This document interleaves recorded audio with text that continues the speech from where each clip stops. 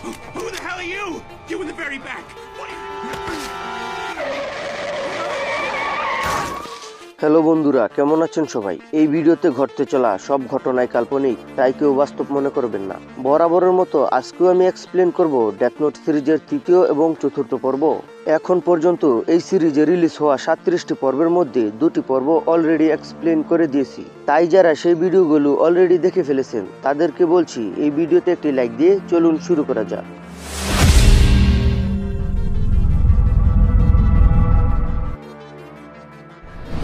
তৃতীয় পর্বের শুরুতে আমরা দেখি কিরাকে খুঁজতে হন্যতন্য হয়ে লেগেছে সরকারি কর্মকর্তারা। আর এই সন্দেহে 3029 জন মানুষের তথ্য যাচাই করা হচ্ছে। আর এই লোকটি জানায় তাদের মধ্যে কেউ কিরা বলে মনে হচ্ছে না। তারপর এই লোকটি বলে জাপানের যে লোকগুলো হার্ট অ্যাটাকে মারা গেছে তাদের সবারই তথ্য ইন্টারনেটে ছিল, তাই সন্দেহ করা হয়েছে ইন্টারনেটে যাদের তথ্য আছে তাদের টার্গেট করে কিরা মেরে ফেলছে। আর এখানে আমরা জানতে পারি ছুটির দিনে 68% লোক এবং অন্য সময় রাত 11টার পর 32% লোক মারা যায়। আর এল এই তথ্য বিশ্লেষণ করে সন্দেহ করে যে এটা একজন ছাত্র হতে পারে। আর এল এও বলে যে কিরা শুধু অপরাধীদেরকেই হত্যা করছে, এর কারণ সে পুরো পৃথিবী থেকে খারাপ মানুষ সরিয়ে ফেলতে চায়। আর এই পুলিশ যখন তার সহকর্মীদের মতামত জানতে চায় তখন এই লোকটি বলে কিরা যা করছে তা আমি কখনোই সমর্থন করি না, কিন্তু এও মানতে হবে যে এই কিছুদিন ধরে জাপানে অপকর্ম একদম কমে গেছে। আর তার কথা শুনে সবাই একটু ভাবতে থাকে। আর এই অফিসার বলে সবসময় সত্যিটাই বলবে, সেটা যেমনই হোক না কেন। আর সিন শিফট হয়, আমরা দেখি লাইট তার বোনকে হোমওয়ার্কে সাহায্য করতে। আর তার বোন লাইটের খুবই প্রশংসা করতে থাকে আর বলে তুমি কি সহজ করে বুঝিয়ে দিলি। তখন রিউক বলে কি সুন্দর তোমার বোনকে পড়ানোর সময় বের করে নিয়েছো। আর লাইট জানায় পুলিশ যখন আমাকে ধরতে আসবে তখন আমি বলবো এই সময় আমি আমার বোনকে পড়ানোর কাজে ব্যয় করি। আর একটু পর রিউক বলে তোমার বাবা কি পুলিশের লোক, এই জন্যই তুমি এত আত্মবিশ্বাসী। তখন লাইট বলে আমি আমার বাবার কম্পিউটার হ্যাক করতে পারি কোনো প্রমাণ না রেখেই। আর লাইট তার বাবার কম্পিউটার হ্যাক করে জেনে যায় এল ইতিমধ্যেই অপরাধীকে ছাত্র হিসেবে সন্দেহ করেছে। তখন লাইট রিউককে বলে অপরাধীর নাম লেখার 40 সেকেন্ডের মধ্যে অপরাধী হার্ট অ্যাটাকে মারা যায়। আর যদি এর সাথে মৃত্যুর কারণ লিখে দেই তাহলে এটা তো কারণ মতোই কাজ করবে। তখন রিউক তার এই কথায় সম্মতি জানায়। আর এর পরের দিন অনেক মানুষ হার্ট অ্যাটাকে মারা যায়। আর এই ঘটনা যখন পুলিশ শুনে তখন বলে গতকালও 23 জন আসামি মারা গেছে, তার মানে সে প্রতি ঘন্টায় একজন করে মানুষ মারছে। আর আমরা কিনা একজন স্কুল ছাত্রকে সন্দেহ করছি। আর এই কথা যখন এল শোনে তখন বলে সে যে একজন ছাত্র এটা আবারও প্রমাণিত হলো, কারণ সে যখন ইচ্ছা তখনই যে কাউকে মারতে পারে। আমাদের মনোযোগ সরানোর জন্য সে আলাদা কৌশল বেছে নিয়েছে। আর অন্যদিকে লাইট রাস্তা দিয়ে হাঁটছে আর রিউককে এল এর ধারণা সম্পর্কে বলছে। তখন রিউক বলে তুমি কেন এলকে বুঝতে দিচ্ছ যে তুমি একজন ছাত্র। তখন লাইট বলে আমি এলকে খুঁজে বের করে তাড়াতাড়ি হত্যা করার জন্য। আর এও জানায় মানুষ খুবই কম আছে যারা একে অপরকে বিশ্বাস করে। পুলিশের ক্ষেত্রেও সেটা ব্যতিক্রম নয়, সম্ভবত অতি শীঘ্রই তাদের মধ্যে ভুল বুঝাবুঝি হতে চলেছে। আর পুলিশরাই আমাকে এলের তথ্য বের করতে সহযোগিতা করবে আর আমিও এলকে পুরোপুরি ইতিহাসের পাতায় পাঠিয়ে দেব। আর এর পরের দিন দেখা যায় অনেক পুলিশ অফিসার পদত্যাগ করছে। যখন পদত্যাগের কারণ জানতে চাওয়া হয় তখন তারা বলে আমরা কিরার বিপক্ষে তদন্তে থাকতে চাই না, কারণ আমাদেরও তো জীবনের মায়া আছে। এল তো কখনো তার ফেস দেখায়নি, কিন্তু আমাদের তো নিজের চেহারা আইডি ব্যবহার করে কাজ করতে হয়। এল তো বলেছিল কিরা ঘটনাস্থলে না থেকে যে কাউকে খুন করতে পারে। এই বলে তারা সবাই চাকরি ছেড়ে চলে যায়। আর অন্যদিকে এল খুবই চিন্তিত হয়ে বিভিন্ন তথ্যের প্রতিবেদন দেখছে। আর সেখানে লাইটের প্রতিবেদনে এলের সন্দেহ বেশি হয়।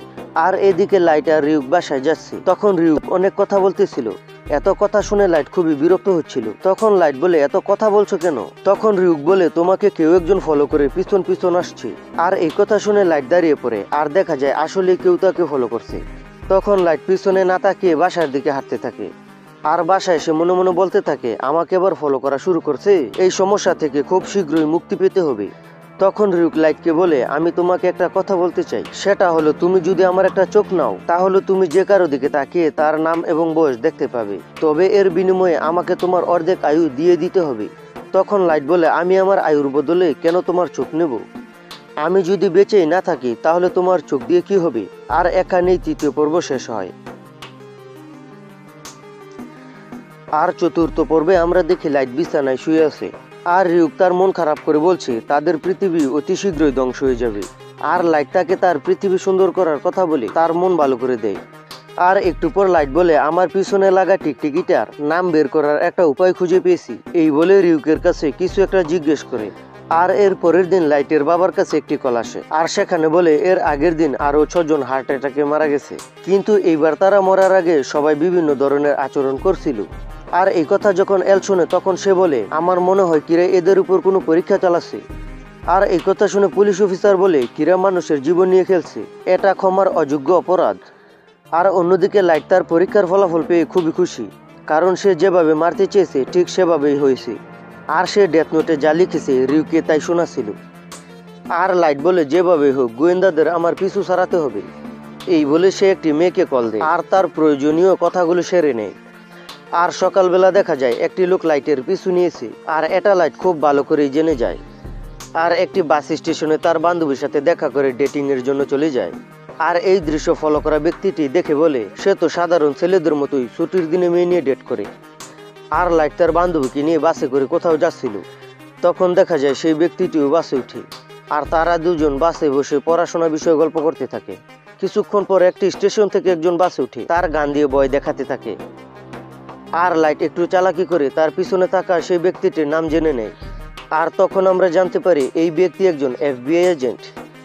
তখন লাইট বলে, প্রথমে হাইজ্যাকারকে শেষ করি, পরে তোমার কথা চিন্তা করব। তখন লাইট তার পকেট থেকে এক টুকরো কাগজ বাসে ফেলে, আর প্লেন মতো সেই কাগজ অপরাধী হাতে নিতেই বিশাল এক দৈত্য দেখতে পায়। এখানেই বলে দিই, দ্বিতীয় পর্বে আমাদের জানিয়ে দেওয়া হয়েছে যে ব্যক্তি ডেথ নোট হাতে ছুবে সেও রিউকে দেখতে পাবে। আর এখানেও সেরকমই ঘটনা ঘটে। তখন হাইজ্যাকার রিউকে দেখে পাগলের মতো করতে থাকে। এই দৃশ্য FBI এজেন্ট দেখে বলে, তার কি হ্যালুসিয়েশন হয়ে গেল নাকি, সে এমন করছে কেন? আর হাইজ্যাকার তার পিস্তলে থাকা সবগুলো গুলি রিউকের দিকে ছুড়তে থাকে, কিন্তু এই গুলিতে রিউকের কিছুই হয় না। তখন হাইজ্যাকার তড়িঘড়ি করে বাস থেকে নামতেই গাড়ি অ্যাক্সিডেন্টে মারা যায়। আর তখন লাইট আমাদের জানায় এই সব বিষয় সে ডেথ নোটে উল্লেখ করেছিল, আর যেভাবে সে প্ল্যান করেছিল সেভাবেই সবকিছু ঘটেছে। আর FBI এজেন্টকে ইশারা করে বলে, তুমি হচ্ছ আমার পরবর্তী টার্গেট। আর এখানেই চতুর্থ পর্ব শেষ হয়। তো বন্ধুরা, কেমন লাগলো ডেথ নোট সিরিজের তৃতীয় এবং চতুর্থ পর্ব? ভালো লাগলে লাইক করো, কমেন্ট করো, শেয়ার করো। আর এরকম প্রতিনিয়ত কার্টুন সিরিজের এক্সপ্লেইন দেখতে চ্যানেলটি সাবস্ক্রাইব করো। দেখা হচ্ছে পরে কোনো ভিডিওতে। সে পর্যন্ত ভালো থাকবেন, সুস্থ থাকবেন। ধন্যবাদ।